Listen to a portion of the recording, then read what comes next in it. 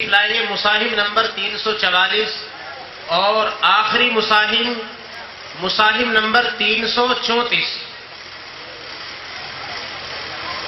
نحمده ونصلي على رسوله الكريم.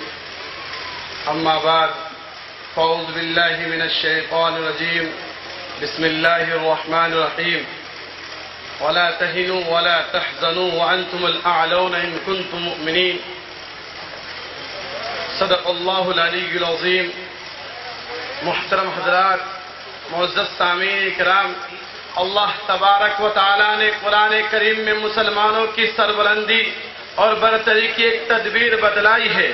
بڑے پرزور لہجے، بھرپور اعتماد، ببانگے دھول ڈنکے کی چوٹ سے اعلان کیا ہے، اے مسلمان تو ہی کامیاب ہے، تو ہی اس دنیا کا مالک ہے، دنیا کی تمام چیزیں تیرے لیے ہے، عزت و شرافت کا تو ہی ٹھیکیدار ہے، کائنات تیرے آگے جھک سکتی ہے، چرندے پرندے درندے سب تیرے تابع ہو سکتے ہیں، لیکن اس کے لیے ایک شرط لگائی ہے، وَأَنْتُمُ الْأَعْلَوْنَ إِن كُنتُم مُؤْمِنِينَ.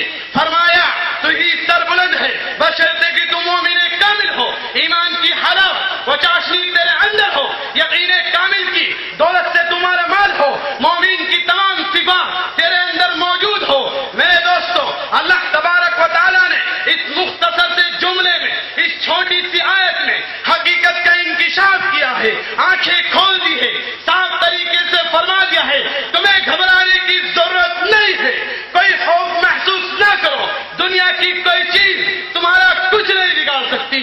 شیر تم سے ڈر سکتے ہیں، چیتے تم سے کپکپا سکتے ہیں، بھیڑیے تم سے خوف زدہ ہو سکتے ہیں، دنیا کی بڑی سے بڑی چیز تمہاری غلام بن سکتی ہے، لیکن اور ایمان خان کی باد بحری نے تمہارے قلوب میں گلشن پیدا کر دیا ہو اور ایمانی صفات اور دینی خصوصیت کے تم حامل ہو.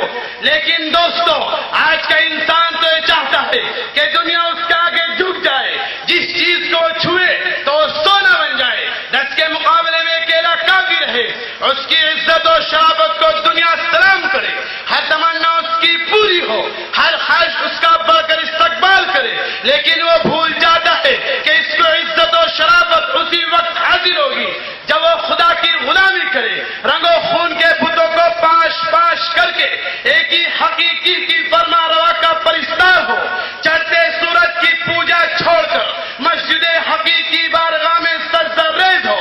اس کا یہ مقام تبھی حاصل ہو سکتا ہے جبکہ اس کی ہر چیز اللہ کی ہو جائے.